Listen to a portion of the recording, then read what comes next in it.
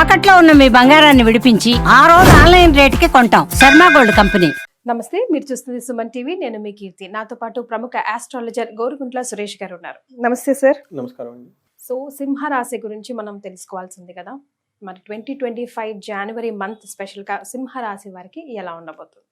So కీర్తి గారు, మనం first అసలు జ్యోతిష శాస్త్రం ఎందుకు ఇంపార్టెంట్, ఎలా మనకు ఉపయోగపడుతుందో చూద్దాం.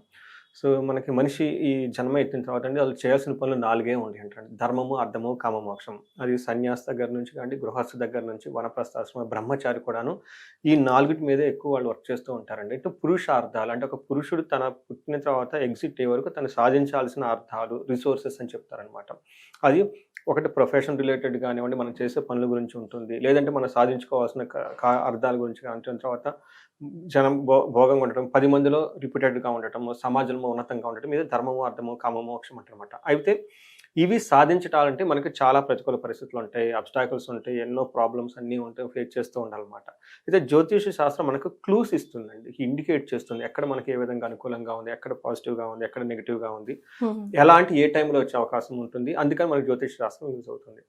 రెండోది మనకి ఆదిశంకరాచార్యులు వాళ్ళ స్క్రిప్చర్స్లో, వాళ్ళ గ్రంథాల్లో, వాళ్ళ రచనలో చెప్తూ ఉంటారంటే వివేక వైరాగ్యం ఉండాలని చెప్తూ ఉంటారు. వివేకం అంటే ఏ టైంని ఎప్పుడు ఎలా చేసుకోవాలో గమనించుకోవాలండి. రెండోది వైరాగ్యం అంటే ప్రతిదీ మనం అన్ని పనులు చేయలేమండి. కొన్ని మనం ఉన్నతంగా ఎదగాలంటే కొన్ని పనులు మనం వదిలేసుకోవాలన్నమాట. ఒక స్కిల్ఫుల్గా ఏది పట్టుకోవాలో ఏది వదలాలో తెలుసుకోవాలంటారు. అదే వివేక వైరాగ్యం అంటే, నథింగ్ అండి. సో ఆ ప్రకారం కూడాను వాళ్ళు చెప్పిన దాన్ని చేయడానికి మన జ్యోతిష శాస్త్రం యూజ్ అవుతుంది అనమాట. ఒక క్లూస్ ఇస్తుంది అనమాట. ఈ ఏరియాలో పాజిటివ్గా ఉంది, ఎక్కడ నెగిటివ్గా ఉంది, ఎలా వెళ్తే మీకు ఈజీగా గమ్యస్థానం చేరుకుంటారు. ఫైనల్గా బయట యొక్క ముఖ్య ఉద్దేశం ఏంటంటే మనం లైఫ్ శోభాయమానంగా, దివ్యంగా, చక్కగా బ్లిస్ఫుల్గా ఉండాలనే ఉద్దేశంతో మన మహర్షులు ఇచ్చిన జ్ఞానం అండి. అలానే మనకి క్షోభపడుతూ, ఇబ్బందులు పడుతూ లైఫ్ అంటే ఏమిరా దేవుడా అన్నట్లు ఉండుకోకూడదండి. జీవితం మనకి ఇచ్చిన ఒక అద్భుతం. ఈ ఈ ఈ జన్మని మనం సార్థకం చేసుకొని హ్యాపీగా ఉండటమే ఒక పరమార్థం అనమాట. మహర్షులు ఈ జ్ఞానాన్ని మనకి ఇచ్చారు. సో మనం జనవరి మంత్ 2025 కనుక చూసుకుంటే మనం ఇయర్ బిగినింగ్ లో నాకు ఒక చిన్న డౌట్ వచ్చింది. మీకు సిల్లీగా అనిపించిన నా డౌట్ క్లియర్ చేయండి సురేష్ గారు. అంటే మన పోయిన జన్మ, గత జన్మకి సంబంధించిన వాసనతోనే మనం ఈ జన్మ ఎత్తుతాము, అవునా? కరెక్ట్. అంటే ముందే డిసైడ్ అయింది ఈ జన్మలో మనం ఏం చేయాలి, ఏం చేయకూడదు అని చెప్పి. మరి అదంతా ముందే డిసైడ్ అయినప్పుడు గ్రహాలు మనల్ని ఎలా లీడ్ చేస్తాయి? ఏమవుతుందంటే అండి, మనకున్న మెమరీ అప్పటి జన్మ మెమరీ ఇప్పుడు ఉండదు. సో మనం ఇగ్నోరెంట్ గా పుడతాం. మనిషి పుట్టడమే ఇగ్నోరెంట్ గా పుడతాడు అనమాట. సో అక్కడ నుంచి గురువుల దగ్గర జ్ఞానం సంపాదించుకోవాలి. ఏమవుతుంది మన చుట్టూ, నేచర్ మనకి ఎలా అవుతుంది, పీపుల్తో మనకి ఎలా ఉండాలి, ఏది చేయాలి, ఏది చేయకూడదు, స్క్రిప్చర్స్ ద్వారా మళ్ళీ మనం తెలుసుకోవాలన్నమాట. ఆ స్క్రిప్చర్స్ మీరు పోయిన కాలంలో, పోయిన జన్మలో కూడా పాటించుంటారు, ఇప్పుడు పాటించుంటారు. ఆ నాలెడ్జ్ మిమ్మల్ని పాస్ ఆన్ చేయడానికి గురువులు వస్తారండి. ఇందులో భాగమే ఈ మనకి బ్రహ్మ మనకి ఇచ్చిన జ్ఞానం ఇది. సో మీకు ఎందుకు వచ్చారని మీకు తెలియదు, యూ ఫర్గాట్ ఇట్. ఇది రిమైండ్ చేస్తుంది. సో మరి సింహరాశి వారికి జనవరి మంత్ స్పెషల్గా 2025 ఎలా ఉండబోతోంది? సో జనవరి మంత్ సింహరాశి కనుక చూసుకుంటేనండి వీళ్ళకి చాలా బాగుందని చెప్పుకోవాలి. ఈ ఇయర్ స్టార్టింగ్ మంత్ జనవరిలోనే వీళ్ళకి చక్కగా అద్భుతంగా ఉందని చెప్పుకోవాలన్నమాట. సింహరాశి పేరులోనే ఉందండి సింహరాశి. ఓకే, సింహం అంటే సింహం లాగానే ఉంటారు వాళ్ళు. 25లో కనుక చూసుకుంటే వీళ్ళకి ఫస్ట్ ప్లానెట్ పొజిషన్ చూద్దామండి. ఇందులో మఖా 1, 2, 3, 4 పాదాలు, పుబ్బా 1, 2, 3, 4 పాదాలు, ఉత్తర ఫస్ట్ పాదం, ఈ మొత్తం మనకి సింహరాశి కింద వస్తారు.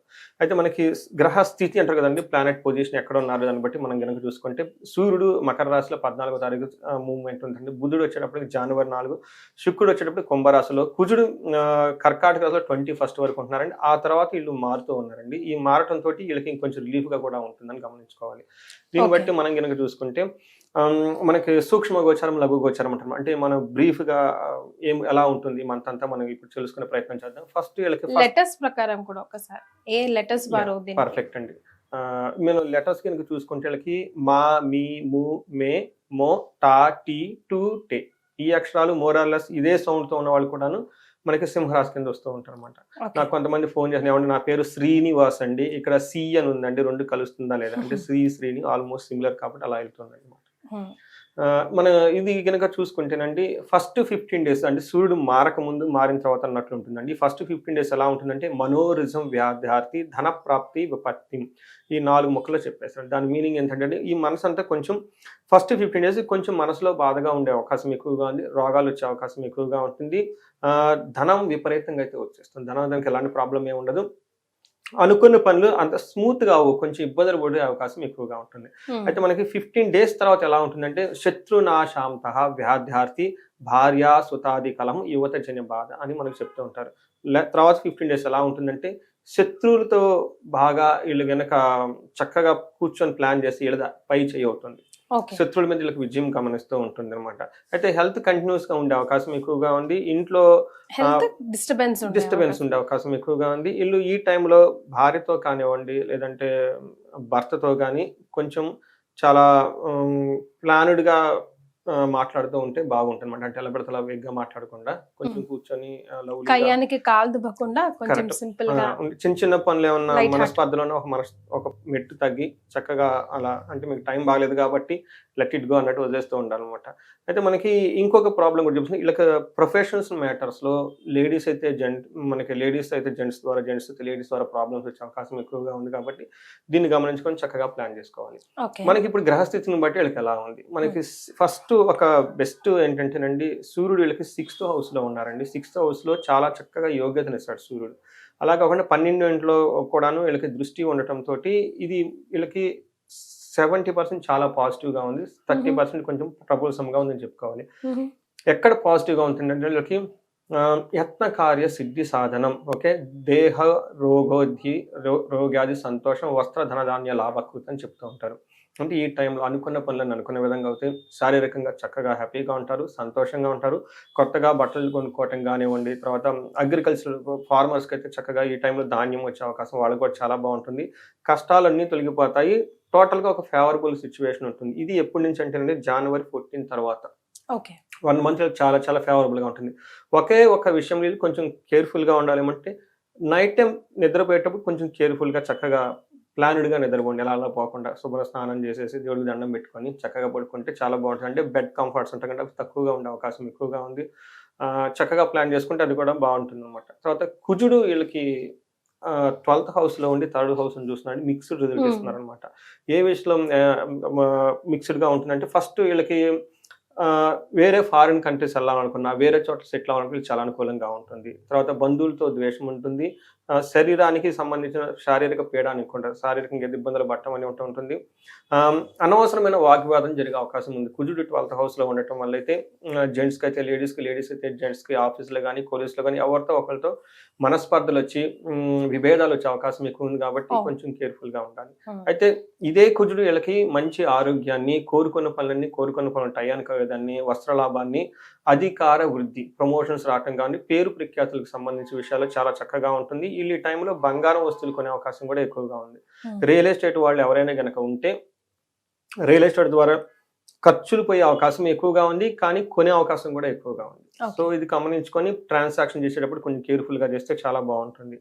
సో మనకి వీనస్ శుక్రుడు వచ్చేటప్పుడు వీళ్ళకి మిక్స్డ్ రిజల్ట్స్‌ని తీసుకొని వస్తున్నారండి.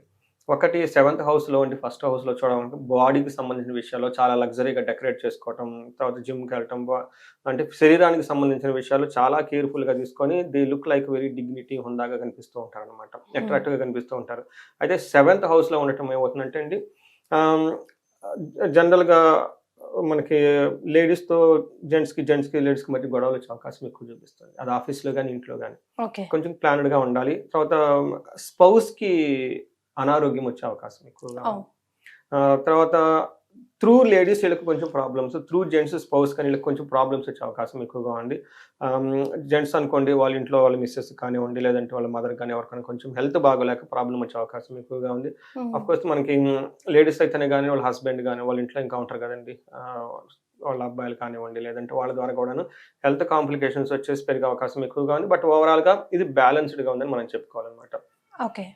అది మనకి 3 ముఖ్యమైన గ్రహాలు మారటం వల్ల లేదంటే ఈ మంత్ వాళ్ళ ఉండే ఇన్ఫ్లుయెన్స్ అని మనం చెప్పుకోవాలి. నక్షత్రాల ద్వారా కూడా ఒకసారి చూద్దామండి. నక్షత్రం మనకి జ్యోతిష శాస్త్రంలో ఒక మంచి కాన్సెప్ట్ ఉందండి. అంగగోచారం అంటారనమాట. ఇది ఫలితం కూడా చాలా క్లియర్‌గా సింపుల్‌గా బావుంటుందనమాట. ప్రతి ఒక్కళ్ళు అర్థం చేసుకునే విధంగా. ఇందులో అది మీ బ్రాండ్ మార్క్ స్పెషల్‌గా అనుకోవాలి. అందులో మఖా నక్షత్రం, పూర్వ పాల్గొన నక్షత్రం, ఉత్తరా నక్షత్రం 3 నక్షత్రాలు ఉంటాయండి. ఇందులో మఖా నక్షత్రం వాళ్ళు కనుక చూసుకుంటే 3 విషయాల్లో చాలా పాజిటివ్‌గా ఉంది. 2 విషయాల్లో కొంచెం ట్రబుల్‌గా ఉందనమాట. ఎక్కడ పాజిటివ్‌గా ఉందంటే వీళ్ళకి ధన ప్రాప్తి చాలా చక్కగా ఉంటుందండి. తర్వాత ఈ మంత్ అంతా 12 నుంచి మంత్ ఎండ్ వరకు చాలా క్షేమప్రదంగా ఉంటారు. తర్వాత విదేశ గమనం ఎవరైనా గనుక ఫారిన్ వెళ్ళాలనుకుంటే గనుక జనవరి 12థ్ గనుక ఫారిన్ ప్లాన్స్ గనుక వెళ్ళే ప్లాన్‌లు పెట్టుకుంటే చాలా బాగా కలిసొస్తుంది. విదేశాలు వెళ్ళాలనుకున్న వాళ్ళకి. అయితే 2 విషయాలు చాలా కేర్‌ఫుల్‌గా ఉండాలి. ఒకటి హెల్త్ కాంప్లికేషన్స్ వచ్చే అవకాశం ఎక్కువగా ఉంది కాబట్టి చక్కగా యోగా చేయటం, మెడిటేషన్ చేయటం, మంచి న్యూట్రిషియస్ ఫుడ్ తీసుకోవటం, ముందుగా ప్లానెడ్‌గా ఉండేసి ఏది పడితే అది జంక్ ఫుడ్ తినకనుకుంటే చాలా బావుంటుంది.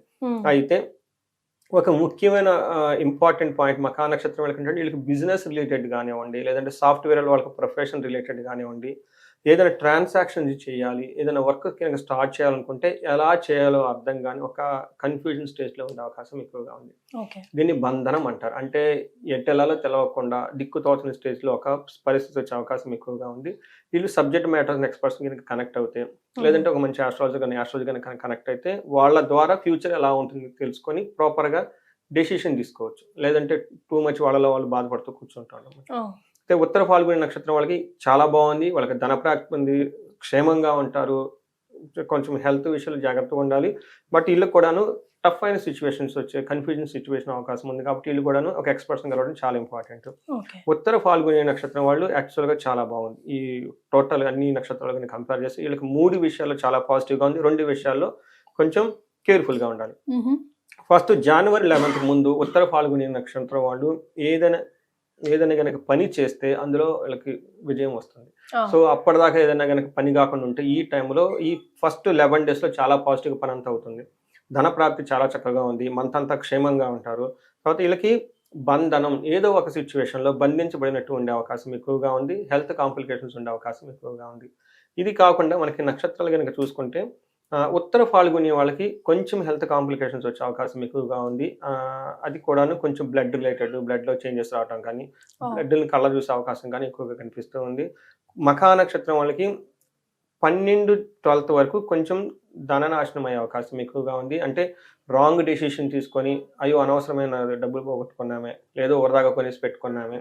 అంటే డబ్బులు మనకు ఖర్చవుతాయి. కానీ దానికి రిటర్న్ మంచి పని మీద చేస్తే బావుంటుంది. అదే డబ్బు మనం వేస్ట్ వర్క్ మీద చేసేస్తే తర్వాత రిగ్రెట్ అవుతాం. అయ్యో! డబ్బులు అనవసరం ఖర్చు పెట్టుకున్నామే, ఉపయోగం లేకుండా పోయింది, రాంగ్ డెసిషన్ తీసుకున్నామని. ఇది గమనించుకొని పర్టిక్యులర్‌గా భూమి రిలేటెడ్ లేదంటే బంగారం రిలేటెడ్ విషయం లేదంటే కొనేటప్పుడు విషయాల్లో కొంచెం జాగ్రత్తగా ఉంటే సరిపోతుందండి.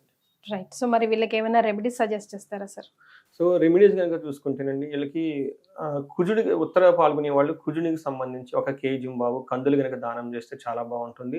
అంతేకాకుండా సుబ్రహ్మణ్యేశ్వర స్వామి గుడికెళ్తే చాలా బావుంటుంది. బట్ ఓవరాల్‌గా వీళ్ళకి అంతా బావుంది కాబట్టి ఫారిన్‌లో అవకాశం ఉంది, ధన ప్రాప్తి ఉంది.